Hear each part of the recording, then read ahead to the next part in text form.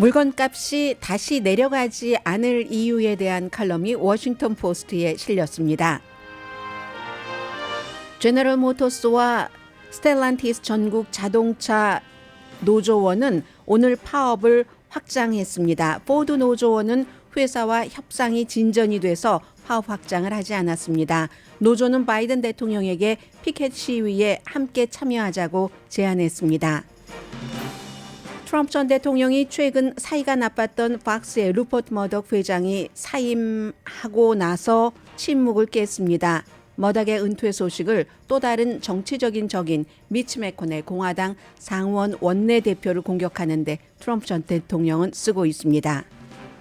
루퍼트 머덕 팍스 회장의 사임은 미국의 보수적인 시각을 팍스뉴스가 어떻게 전했고 또 조작을 했고 보수주의자들을 길들였는지를 살펴볼 기회가 됩니다. 또 미래는 어떻게 될지도 예측해 볼 수 있습니다.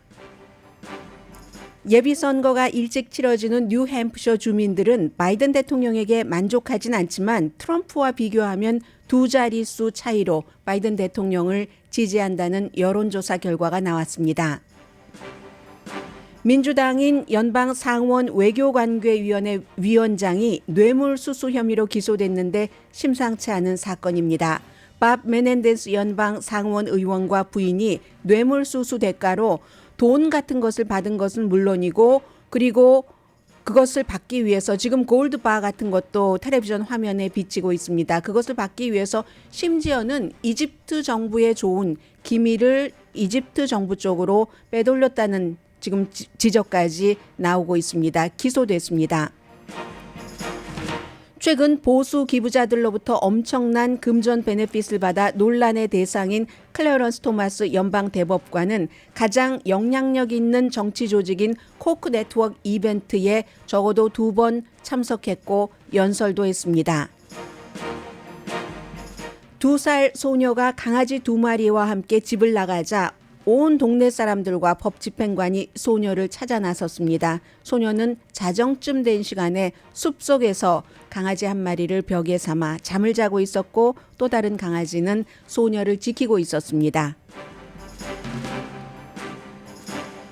여러분 안녕하십니까? 오늘의 미국 강혜신입니다. 오늘 아침 미국의 뉴스는 전부 밥 메넨데스라는 상원의 외교관계위원장이 뇌물수수 혐의로 기소가 됐기 때문에 그 내용들을 보도를 하고 있습니다. 그냥 정치인 한 사람이 기소됐다 이렇게 볼 수도 있는 일이지만 너무나 중요합니다. 연방 상원 의원은 미국에 100명밖에 되지 않고 더군다나 지금 51대 49로 민주당이 간당간당 다수를 지키고 있는 이 상황에서 밥 메넨데스가 기소가 돼버렸기 때문에 지금 얼마 전에 그쪽에서 공화당의 그 지역의 시장이 밥 메넨데스는 부패했다 하면서 그의 자리를 내가 빼앗아야겠어 출사표를 던져놓은 사태입니다. 이거 굉장히 중요하고요.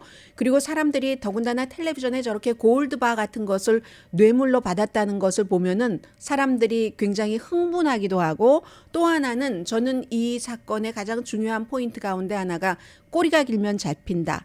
밥 메넨데스에 대한 뇌물수수, 부정, 공권력 남용 문제는 이번에 처음 있었던 게 아닙니다.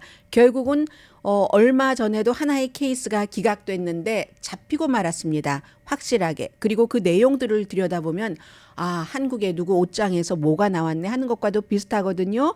그러나 이 내용을 조금 뒤에 말씀드리고 오늘은 그 워싱턴 포스트의 칼럼부터 소개를 해드리겠는데요. 워싱턴 포스트가 한국일보와 이제 공동 협력으로 기사를 서로 교류하고 하는 그런 신문입니다.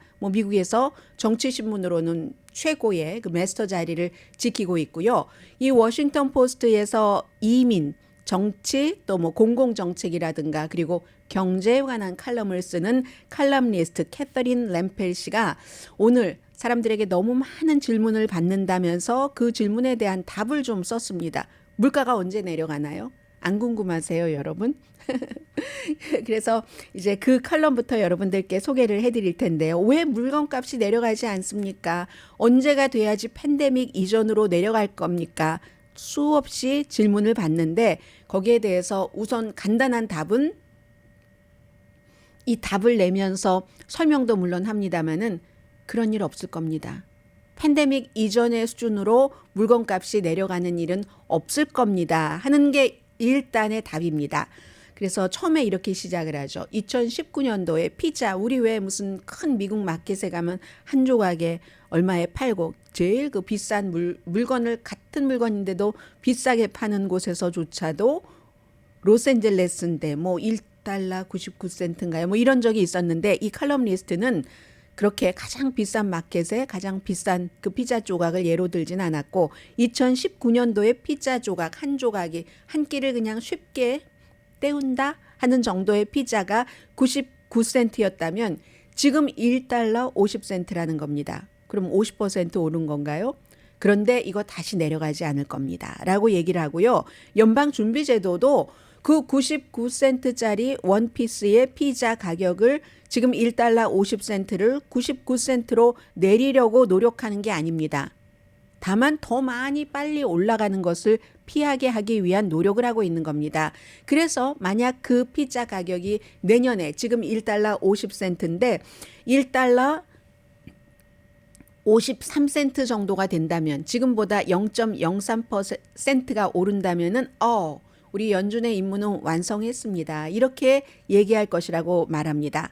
기본적인 물가 인상에 대한 아이디어를 칼럼니스트가 설명을 해주는데요. 현대 사회에서 미국에서는 물가가 내려간 것을 본 적이 없다는 겁니다. 한 번도. 물론 개별적인 물가는 어느 때는 확 내려가기도 하고 확 올라가기도 하는데 그건 이제 이유가 있는 거죠. 어떠한 대단한 충격이 있었거나 공급에 문제가 있었거나 예측 불가능한 상황.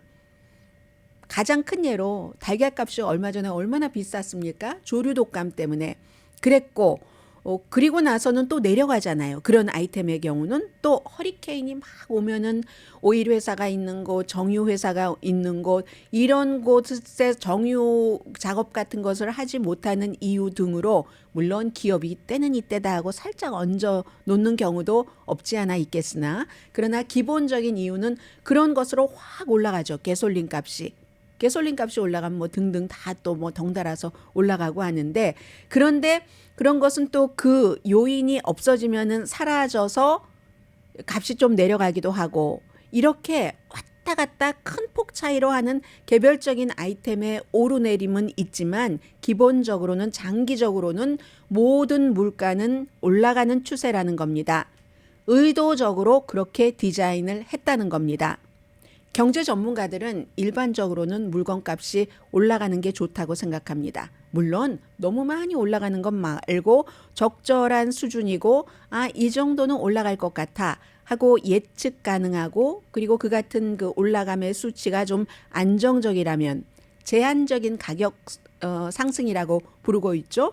그런 것들은 경제 확장에 큰 도움이 되고 경기 침체를 막기 때문입니다. 이런 물건이 조금 올라가면 사업하는 데 좋고 소비자들도 뭐 계획적으로 쇼핑을 할 수가 있잖아요. 이번에 이런 물건은 좀 싸니까 세일할 때 사놓고 이건 좀 지금 비싸니까 뭐 1년 더 타지 자동차 이런 식으로 그래서 그런 이유들로 오랫동안 연방준비제도는 물가 상승 타겟을 인플레이션 타겟을 연간 2%로 잡고 있다는 겁니다. 마이너스를 원치 않아요. 연방준비제도도 조금만 오르면 좋다 하는 거죠. 만약에 물가가 전반적으로 막 내려가고 또 그것도 너무 내려가면 디플레이션, 경제가 심각한 문제를 일으킵니다. 값이 내려가는 디플레이션이 되면은 값이 점점 내려가면 사람들은 내려갔으니까 사야지 하는 게 아니라요. 더 내려갈 것 같아. 그리고 기다린답니다. 기다리면은 그러면 사람들이 뭐 전화기 같은 거 비싸잖아요. 겨울 코트 같은 것도 비싼데 아니 내가 오늘 샀는데 이거 며칠 있다가 세일을 하면 나는 멍청이 되는 거잖아. 소비자는 그러한 멍청이가 되고 싶어 하지 않는다는 거죠. 그래서 소비자 입장에서 볼 때는 가격이 조금 내려가고 있을 때 조금 더 내려갈 것 같아. 마침 시즌이 뭐 세일하는 기간이 올 것 같아. 이렇게 사는 것을 미루면은 합리적인 계산일 수 있지만 계속 사람들이 안 사잖아요. 그러면 경기는 침체가 되고 소비자가 기다리면서 물건 안 사고 침체가 되면은 결국은 가게는 직원 숫자를 줄일 수밖에 없습니다. 그러면 사람들은 직원도 소비자잖아요. 돈이 없어요. 물건을 살. 그러니까 물건을 안 사고 이게 바로 일본의 잃어버린 10년 1990년대라고 설명을 합니다. 그래서 최근에 이제 중국도 막 걱정하고 있잖아요. 뭐 가격이나 우리 데이터에 막 겁먹고 우리 디플레이션 없습니다. 미래에도 디플레이션은 없을 겁니다라고 하고 있고, 미국에서는 물건값이 내려간 것 언제냐? 대공황 이후 한 번도 없었답니다. 다만 조금 오르는 그 폭이 작은 것을 이제 바라고 있는 거고요. 그리고 또 하나, 물건값이 지금보다 내려가기 어려운 이유는 임금 상승이 이제는 확실히 자리를 잡았기 때문이라고 컬럼리스트가 설명을 해줍니다. 그래서 본인의 설명이 충분하지 않을 수 있지만 물건값은 또 오를 것이라고 하는데, 지금 이미 어떤 경제 데이터를 보면은 임금 상승률이 물가 상승률을 조금 앞질러서 뭐 많은 사람들은 뭐 그냥 물가가 상승했어도 막 9% 이렇게 아니고 지금은 4% 아랫대니까 인플레이션이 1년 전에 비해서 그건 이제 감당할 수 있다, 이렇게 보고 있는 사람들이 많다는 거고요. 피자 파는 사람 앞에 예를 들어드렸죠. 그럼 잔디 깎으시는 분들, 그리고 헤어컷을 해주시는 분들, 몇 년 전 팬데믹 이전의 가격으로 돌아가기 거의 불가능하다고 결론을 내립니다. 운용 비용이 달라졌으니까. 재료비도 비싸졌고 무엇보다 지금 말씀드리는 임금이 상승됐기 때문에, 그렇다고 해서 막 그런 물건을 파는 사람들이 엄청난 이윤을 남기는 것은 아니라고도 설명을 합니다. 그래서 이 칼럼니스트가 이게 여러분들께 만족스러운 답은 아니죠? 라고 얘기를 하면서, 물건값이 올라도 대부분의 소비자에게는 좀 그 적응을 할 만한, 견딜 만한 뭐 경제적인 여유라든가 아니면 시간적인 여유는 있다고 얘기를 합니다. 죽을 정도는 아니라는 겁니다. 죽을 정도가 되면 정말 경제가 큰일 나는 거죠. 지난번에 막 9%까지 올라가고 이것보다 더 올라가는가 해서 11번을 이자율을 계속 내린 것 아니겠어요? 돈이라도 덜 써서 수요와 공급의 원칙에 따라서 물건값이 더 많이 올라가지 말라고, 이제 그런 얘기요. 그런데 사람들은 지난 몇 년 동안 특히 그로서리, 식당, 여기서의 물값이 너무 올랐기 때문에 그 충격에서 벗어나지를 못한다고 얘기를 하고 있습니다. 그래서 인플레이션이 최근에 몇 개월 동안 계속 약해졌어도 소비자들은 왜 그렇게 화가 났는지 모르겠네요. 이런 얘기를 하는 사람들 많고, 이 전문가들은 이해를 못한답니다. 지금 인플레이션이 많이 낮아지고 있는데도 여전히 화가 났는가? 그렇게 보면은 이 컬럼리스트가 얘기하기를 어쩌면 답은 미국 사람들은 슬로우한 인플레이션, 물가가 조금 상승되는 것을 원하는 게 아니라 연방준비제도처럼 디플레이션, 물가 하락을 원하는 것인지 모른다라고 얘기를 하는데, 아무도 지금 시스템이 그렇게 돼 있지 않기 때문에 물가가 전처럼 전 팬데믹과 비교를 해서는 안 된다는 겁니다. 이미 그 이후에 시간이 흘러서 팬데믹 이후에 3년이 흘렀잖아요. 그럼 매년 몇 %씩 팬데믹 이전 2020년 초 이전과 비교를 했어도 벌써 정상적인 경제에서도 물건값이 2%, 6% 정도는 오르는 것이 사실은 맞다는 겁니다. 팬데믹 이전과 비교를 하면은. 그런데 우리는 팬데믹이 일어나고 나서 막 너무 그로서리 값 막 10%, 12% 이렇게 오르니까 그 충격파에 그것을 다 상쇄해야지 만족을 한다는 건데, 그럴 일은 없다. 그러므로 내년에도 예를 들어 피자가 팬데믹 이전에 99센트 한 조각이었던 것이 1달러 현재 50센트, 1달러 53센트 정도가 되면은 만족을 해야지 된다. 이런 얘기를 워싱턴 포스트의 컬럼리스트가 캐서린 램펠 씨가 오늘 본인의 컬럼에서 썼고요. 물론 팬데믹 기간 동안에 엄청나게 이윤을 추구한 업계도 있습니다. 다만 식당 업계 뭐 크게 아니라는 얘기예요. 자동차 업계죠. 공급망 힘들어서 막 이렇게 됐는데, 전에는 다른 회사끼리 막 경쟁을 해야지 되니까 자동차를 이만큼 만들어놔요. 그리고 여름에 엄청나게 세일을 하죠. 뭐 어떤 사람들에게 무이자로도 주고 자동차를 팔거나 리스해 줄 때. 그런데 이제 그런 것들이 정리가 돼서 예전보다 조금 만드는데도 이유는 훨씬 많은 게 지난 몇 년 동안의 자동차 업계의 새로 바뀐 시스템입니다. 그러니까 지금 노조가 파업한 지 일주일이 됐는데, 지난 금요일에 했으니까요. 회사는 이윤이 있는데 우리는 2008년, 2009년도 재정 사태에 임금 고통 분담하자 해서 깎인 그대로다. 이게 말이 되느냐 하고 파업을 하는 거고요. 현재 노조, 자동차 노조의 파업에 대해서는 갤럽의 최근 여론조사 결과 75%가 노조를 지지하고 15%가 회사를 지지합니다.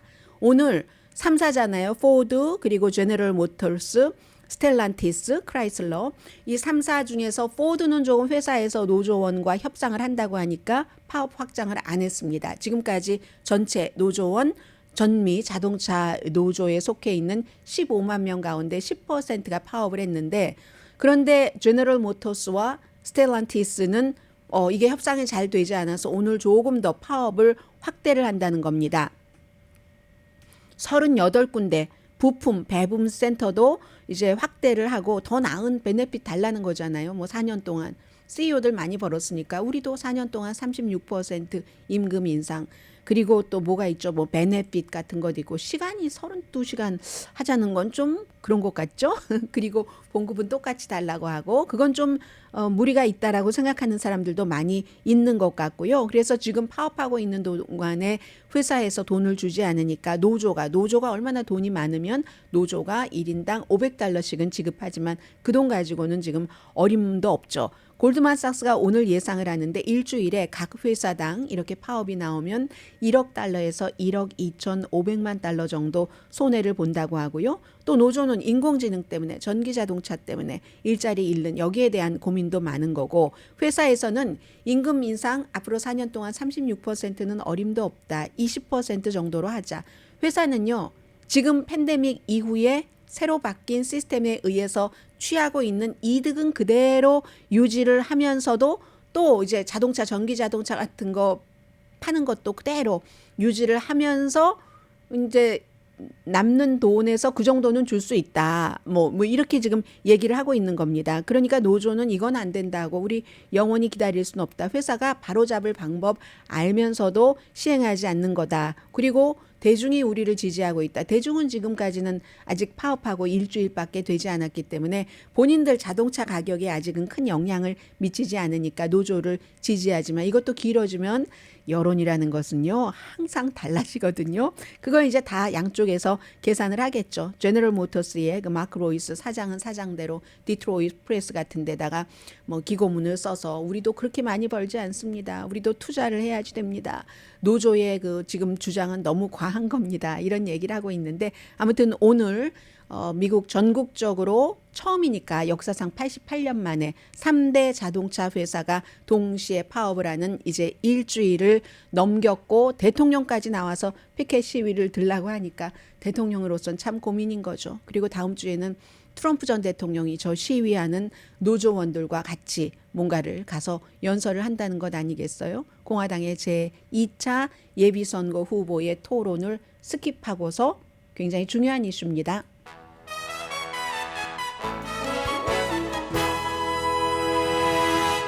오늘의 미국은 전문가가 추천하는 이민법, 가정법 전문 제인정 종합법률사무소, 총 20억 달러 승소, 교통사고와 상해 전문 브라이언 타필라와 CG 변호사 그룹, 코지다운 갤럭시 이불은 잠이 솔솔 오게 하는 기능성 거위털 이불로 독일과 함께 생산합니다. 코지다운 갤럭시 이불 공동 후원입니다. 잠시 뒤에는 어느 걸 먼저 말씀드릴까요? 저에게는 오늘 아주 재미있는 이슈가 두 가지가 있었거든요.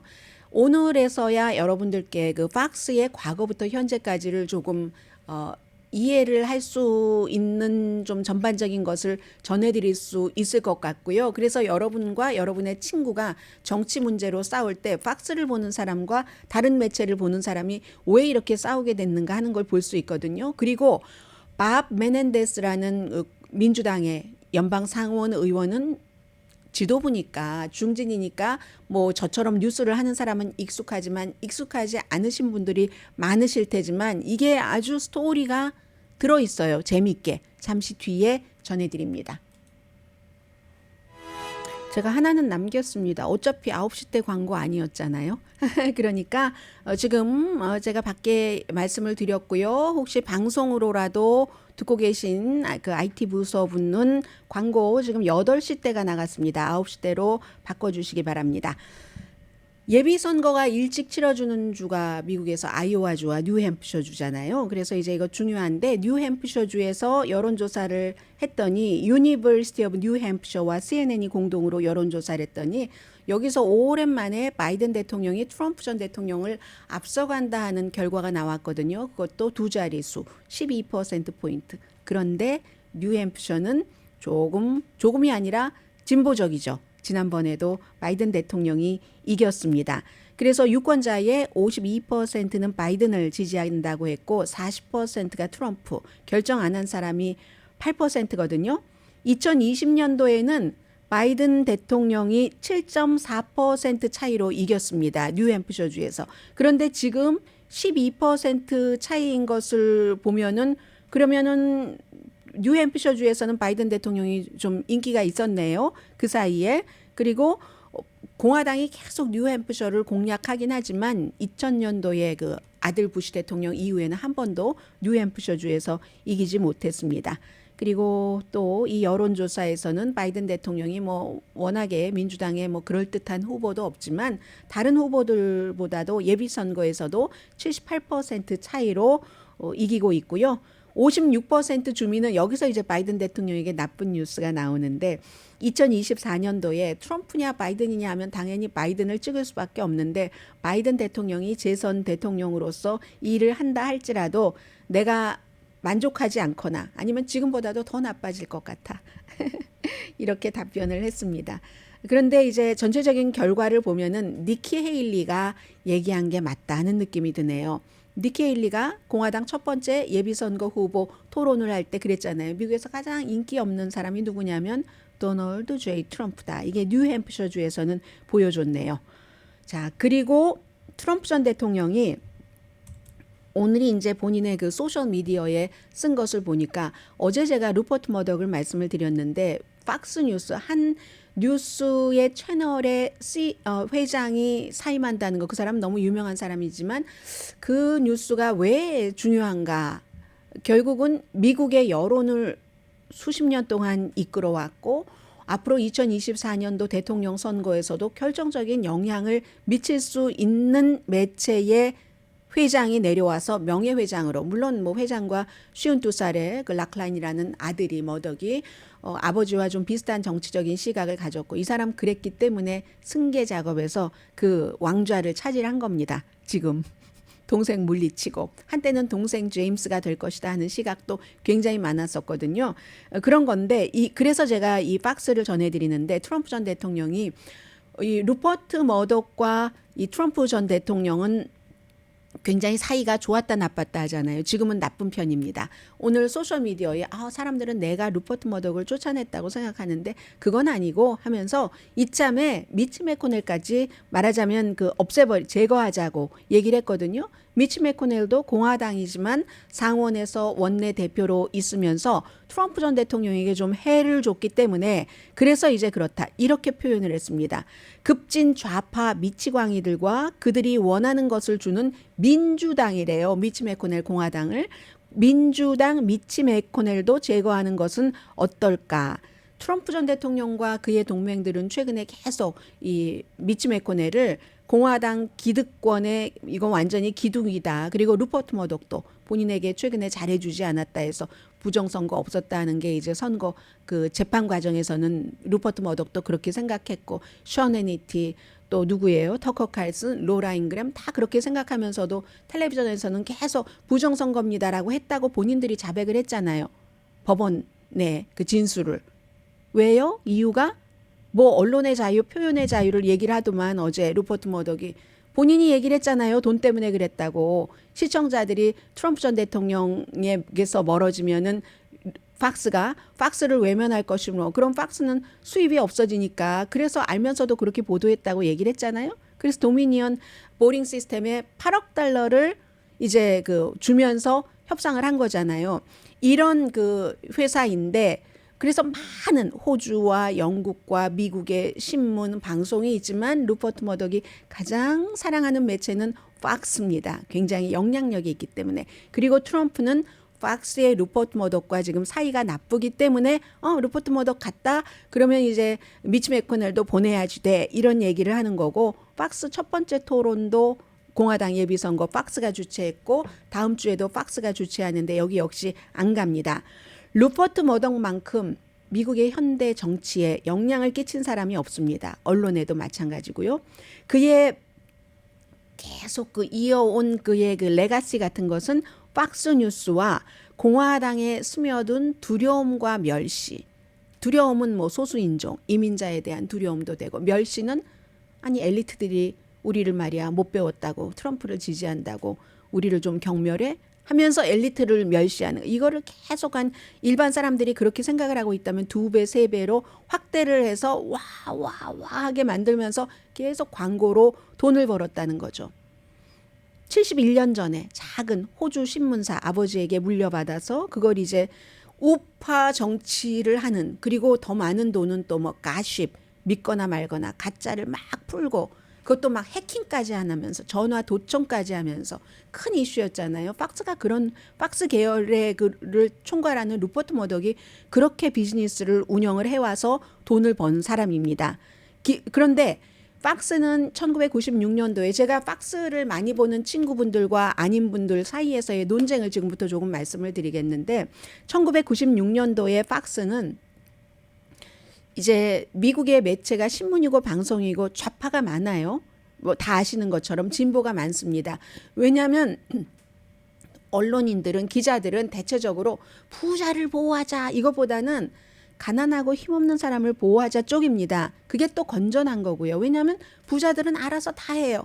원래도 금수저였고 교육도 많이 받았고 기반도 좋으니까. 그런데 가난한 사람은 능력이 없어서 그래 라고도 말할 수 있지만 그럴 만한 사정도 있고 하니까 어차피 잘 사는 사람들은 잘 사니까 조금 좀 운동장이 기울어졌으니까 이쪽에 조금 도와주면 어때 하는 게 진보입니다. 그리고 대체적인 언론인들의 생각입니다. 그런데 언론사들이 너무 그게 많으니까 우린 반대로 가야지 되겠어 하고 팍스가 딱 차고 나와서 엄청 인기를 끌었습니다. 처음에는 어려웠죠. CNN과 기존에 막 전쟁 나가서 막 크리스틴 아만포 같은 사람이 이라크 전쟁에 여잔데도 위험을 무릅쓰고 가고 그걸 생방송으로 보니까 사람들이 와 했죠. 그러다가 어머 왜 다 저래 CNN처럼 다 좌파야? 이러면서 팍스가 등장을 해서 굉장히 팍스의 공화당의 우파 정치를 심어주면서 서로 이득을 본 겁니다. 정치계는 정치계대로 팍스는 팍스대로 그리고 루퍼트 머덕은 모든 것을 다 관리할 수는 없지만 프로그램을 진행하는 호스트, 관리하는 관리자는 본인이 다 뽑습니다. 그래서 이제 보수들은 지금까지 CNN 이런 것만 있는데 팍스가 신이에요. 그 다음부터는 그래서 보수가 신뢰하는 뉴스원이 됐는데 공화당 생태계에도 아주 영향을 많이 미쳤고요. 목표는 언제나 공화당 기반 이퀄 팍스 이거 완전히 동일체가 돼서 그러한 시청자가 관심을 가져하는 그런 아이템을 찾아서 2배, 3배로 키우다 보니까 자꾸만 여기 음모론이 들어가는 겁니다. 사실이 아닌 게 들어가고 우리가 말하면 사실이야 이런 식으로 돼간 겁니다. 대한 사실이라는 얘기가 있잖아요. 그렇게 해서 이제 루퍼트 머덕으로서는 정치적인 영향력이 그에게 정치적인 파워를 주니까 다들 루퍼트 머덕을 만나려 오려고 했고 그렇게 했습니다. 그래서 기본적으로는 오바마 시대에는요. 티파리라는 것을 엄청나게 막 강하게 만들어준 것이 팍스입니다. 오바마가 미국에서 태어난 사람이 아니야. 이게 팍스라는 곳에서부터 시작을 했다니까요. 트럼프 전 대통령이 그 이전에는 블라디미르 푸틴이 계속 팍스라는 사람들이 제일 많이 보는 매체가 오바마가 미국에서 태어난 사람이 아니니까 미국 대통령이 아니라는 겁니다. 첫 번째 아프리칸 아메리칸 흑인 대통령을 멸시하는 겁니다. 팍스는요 이민자들도 엄청 멸시해요. 이민자들 막 후진 사람들 흉악하게 생긴 사람들만 보여주고 그러거든요. 심지어 버락 오바마의 얼굴도 좀 흉측한 걸 더 많이 보여주고 그리고는 이제 빅마우스를 막 생산을 해내죠. 션 해니티, 터커 칼슨, 로라 잉그램 그리고 이런 사람들이 또 똑똑해요. 스크립트를 써주는 사람도 너무 많아서 아주 반의 진실과 반의 거짓을 섞어서 사람들을 선동을 하고 문화 전쟁을 일으켰죠. 오바마 시대 끝났습니다. 문화 전쟁이 시작이 돼서 트럼프 시대에는 완전히 최고조까지 올라갑니다. 트럼프와 팍스가 같이 날개를 단 거죠. 루퍼트 머덕이 트럼프를 잘 아니까 아휴 참 돈이나 벌었다고 저런 인간이 하면서 엄청 경멸하고 처음에는 저 사람이 후보 말도 안 돼 하다가 힘이 있으니까 팍스의 목표는 정의가 아닙니다. 팍스의 루퍼트 머덕이 이번에 도미니언 그 보링 시스템과의 재판에서 본인이 고백을 한 것처럼 돈 버는 겁니다. 트럼프가 인기가 있으면 트럼프를 따라가야 돈이 나옵니다. 필요할 때마다 내가 탁 전화를 걸 수 있는 대통령이 있다는 것도 굉장히 재밌겠죠. 그런 것들. 그래서 이제 대통령의 뒤에서 대통령의 뒤를 봐주고 미국 뉴스 네트워크를 완전히 압도하고 CNN을 발밑에 내려놓은 게 트럼프 시대입니다. 그런데 이게 영원하지가 않아요. 모든 것은. 팍스도 발목을 잡힙니다. 자신들의 비즈니스 모델에. 왜요? 모방하는 모델들이 많이 나오는 겁니다. 뉴스맥스, 원 아메리카 네트워크, 무슨 에폭 타임스, 브레이트바트 이런 데가 나와서 슬금슬금 팍스 것을 가져가니까 팍스는 더 과장할 수밖에 없게 되죠. 그러면서 이제 스스로 결국은 도미니언 보링 시스템 여기까지 오게 되는 겁니다. 루퍼트 머덕이 부정선거 아니라고 본인들 다 션 해니티도 로라 잉그램도 터커 칼슨도 본인들 서로 텍스트는 그렇게 하면서도 방송에선 열심히 부정선거라고 얘기를 하잖아요. 루퍼트 머덕도 사석에서는 저 트럼프 미쳤어. 저 인간 미쳤어. 그리고 부정선거라는 주장도 미쳤어. 라고 얘기를 하면서도 네트워크는 그 부정선거라는 가짜를 팔아서 미친 듯이 돈을 벌었죠. 결국 대가를 치렀죠. 8억 달러라는 돈을 도미니언 보링 시스템에 줬으니까. 언제나 목적 자체가 무엇이 진실이냐, 사람들이 무엇을 알아야 하냐가 아니라 팍스가 어떻게 해야지 돈을 버느냐, 시청률을 늘려서 나도 파워도 갖고 돈도 갖느냐. 그래서 이제 그렇다는, 지금은 트럼프와 루퍼트 머덕이 어프 관계입니다.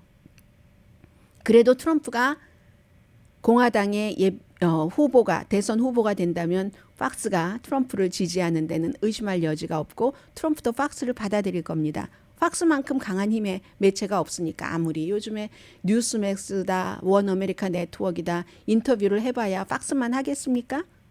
그리고 시청자들은 더 좋아할 겁니다. 팍스와 트럼프가 손을 잡아버린다면. 자, 이제 이런 거고요. 그럼 앞으로는 어떻게 될 것인가? 모든 컨트롤을 일단 그 락란 머덕 큰아들에게 맡겼는데 가족의 셰익스피어 승계 작업에서 맏아들이 이긴 겁니다. 일단은 이긴 겁니다. 머덕이 그동안 둘째 아들 제임스와 락란 첫째 아들 많이 경쟁을 붙였어요. 재벌가에서 다 일어나는 일이잖아요. 그러다가 제임스와 와이프가 야 이거 팍스 이거 너무 심해. 오피니언 리더들이 너무 많이 오더니 이럴 수가 있어? 하고 이 사람이 동생이잖아요. 조금 젊으니까 기후변화 같은 것도 혹스라고 하는 그런 게 너무 싫은 거예요. 터커 칼슨 같은 사람들이. 그러다 결국은 팍스에서 손을 떼고 마는데 이게 끝인가? 이 사람들이 지분은 또 그 핏줄로서 비슷하게 또 갖고 있는 부분이 있거든요. 경영에 있어서 지금 셰익스피어 드라마에서 큰아들이 이긴 거지. 동생들이 몇이 합치면 또 큰아들이 언제 날아갈지 알 수 없습니다. 회장 자리에서 물러난 아버지는 92세이고요.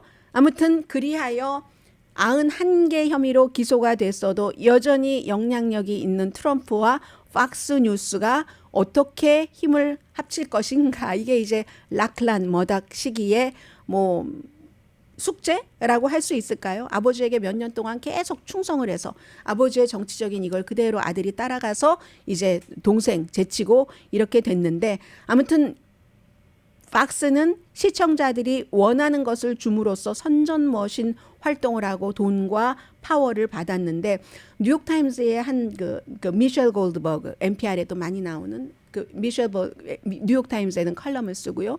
미셸 골드버그가 뭐라고 얘기를 하냐면 팍스가 만든 유권자들 그냥 사실이 아니어도 만들면 사실이 되는 거야 하는 그런 유권자들이 더 이상 이 나라를 정상으로 그런 유권자들이 너무 많아지면서 나라를 예전처럼 매너 있게 정상적으로 통치할 수 없게 만들었다. 지금 그런 얘기들 하고 있습니다. 잠시 뒤에 밥 메넨데스와 돈, 금괴 상원 외교관계위원장이 정보를 다른 나라에 팔아먹는다고 전해드립니다. 미국에서 이런 일이 일어나네요.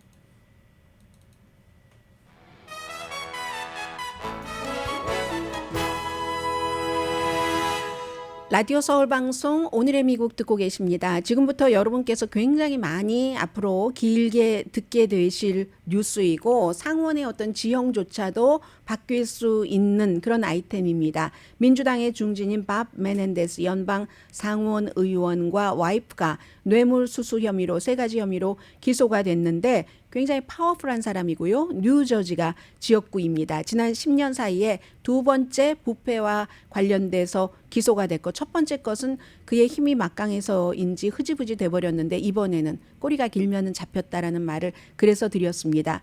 메넨데스와 와이프가 그 당시에는 그러니까 세 명의 뉴저지 비즈니스맨과 연관이 돼서 이제 세계 혐의, 뇌물수수, 사기, 뭐 공권력 남용 전부 뇌물과 관련이 있고요. 캐시 텔레비전에서 오늘 금괴를 많이 보시면 이거 다 메넨데스가 뉴저지의 세 명의 이집션 아메리칸 그 사업가들에게 받은 겁니다. 심지어는 집 페이먼트, 모기지 페이먼트도 해주고요.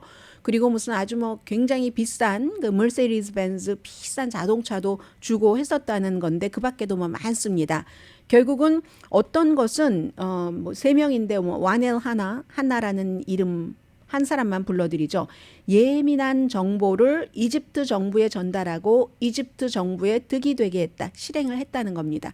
뿐만이 아니라 이 사람의 사업을 독점하게 하기 위해서 농무부 관리에게 압력을 넣고 그 중간에서 아내가 있다는 거예요. 그 당시에는 아내가 그 여자친구였었거든요. 2018년도 5월 달에 이 한나를 메넨데스와 아내가 같이 만났는데 그날 만나고 나서 메넨데스 의원이 카이로 주재 미국 대사관에서 근무하는 사람들에 대해서 어떤 뭐 정보를 그 사람들에 대한 정보를 국무부에 요청을 해서 이게 기밀로 당시에 분류되지는 않았지만 굉장히 예민한 보안 문제였답니다. 그리고는 이제 아무에게도 알리지 않고 그 정보를 그 당시에 지금은 부인이고 여자친구를 통해서 문자로 그 비즈니스맨에게 전했고 그래서 이제 결국은 이집트 정부 관리에 전했고 그래서 이집트가 여기에 대해서 득을 보게 됐다는 겁니다. 이 첫 번째 사업가의 얘기고요. 두 번째 사업가는 우리베라는 사람인데 그 사람과 그의 이제 같이 일을 하는 사람들에 대해서 이제 조사를 받게 됐어요. 그 사업가가. 그랬더니 법무장관실에서 그 범죄 수사하는 것을 방해하기 위해서 무슨 아무튼 뭔가를 뭐 해줬고 그리고 나서 뭐 또 금품을 받고 세 번째 사업가입니다. 나이베스. 이 사람도 역시 뭐 사업하는 관련과 연관돼서 형사 기소되는 거 이것을 이제 피하기 위해서 메넨데스가 영향력을 줄 수 있다 해서 대통령에게 어떤 사람을 뉴저지의 무슨 검찰총장이라든가 이렇게 뭔가를 아무튼 그 법과 관련된 사람을 지명해 줄 것을 이 사람이면 좋겠다. 왜냐하면 그 사람이 돼야지 본인이 법망에서 빠져나갈 수가 있기 때문에. 그리고는 현금 받고 가구도 받고 금괴도 받고 했다는 겁니다. 연방 요원이 지난해에 2022년 6월 달에 메넨데스의 뉴저지 집을 수색을 딱 했더니 그 당시에 48만 달러 이상의 현금이 발견됐답니다. 이거 한국 같은 데서 있는 일이에요. 그게 미국에서도 일어나는 겁니다. 한국에서도 집에서 이런 현금이 발견된 그 유명한 잘 알려진 정치인 있잖아요. 거의 케이스가 비슷합니다. 그래서 그 대부분은 봉투에 들어있거나 정말 듣던 얘기네요. 이것도 옷장 금고에 숨겨져 있었고 그리고는 10만 달러 정도의 그 금괴를 이제 발견을 한 겁니다. 그래서 이건 당연히 어디에 신고하지 않고 이런 것이었거든요. 그랬더니 나중에 그 금괴가 내 아내 것이었다 이렇게 구차한 변명 지금의 이제 소장에 따르면 그런 것들이 있었고 심지어는 이 사람이 굉장히 정치적으로 파워풀한 사람이잖아요. 밥 메넨데스가 5월 달에도 잘못이 없다고 주장을 했습니다. 나는 아무 잘못이 없는데 늘 하는 얘기 있잖아요. 내가 이렇게 부당하게 수사를 받고 있다. 아무 일도 아닐 것이다. 자신의 결백을 굉장히 강조를 많이 했거든요. 그런데 이번에 결국은 이 세 가지 부패 혐의로 기소가 됐다는 겁니다. 검사 측에서 이제 또 구체적으로 좀 발표를 할 텐데 폴리티코 역시 전문 분야를 파고드는 매체가 이런 땐 강합니다. 폴리티코가 제일 먼저 보도해서 이제는 많은 매체들이 그를 기반으로 전하고 있는데 이번뿐만이 아니라 2015년도에도 플로리다주 안과 의사에게 뭔가를 혜택을 주고 여러 가지 뭐 정치 기부도 받고 뭐 돈도 받고 했었다는 이런. 그런데 2015년 그 케이스는 2017년도에 무혐의 처분이 됐습니다. 언제까지 피할 수는 없다는 얘기예요. 그래서 메넨데스와 그의 지금의 그 와이프가 뉴저지주의 3명의 사업가를 부자로 만들기 위해서 상원 의원으로서의 권력과 영향력을 사용을 해서 본인들이 부자가 됐다. 엄청나게. 그게 이제 지금 그 기소장에 써 있는 것이라고 하고요. 그러니까 이제 이런 걸 보면 꼬리가 길면은 첫 번째는 실패해서도 잡히고 두 번째는 이 내용을 처음에는요. 뉴욕 검찰도 그 X 전에 트위터에 검찰이 먼저 딱 이렇게 올려놨습니다.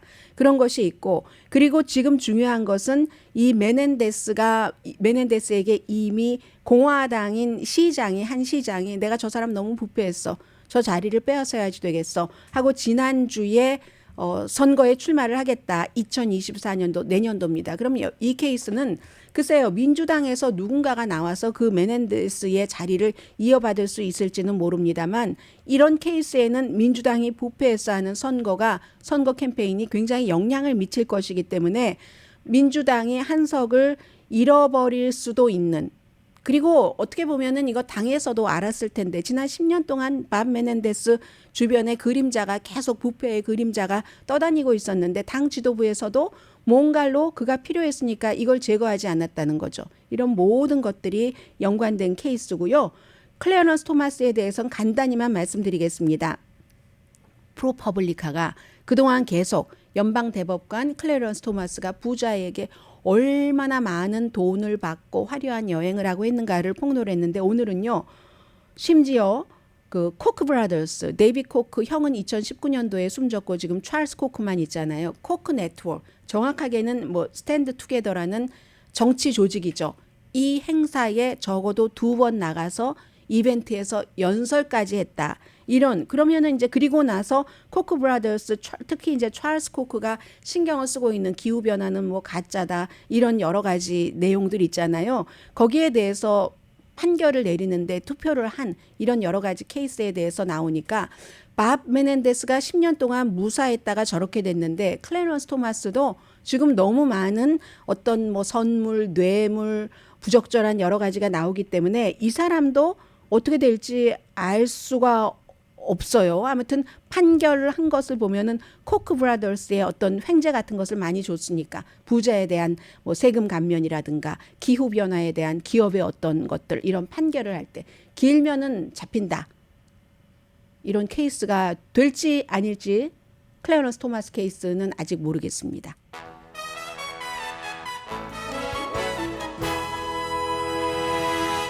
라디오 서울 방송 오늘의 미국 듣고 계십니다.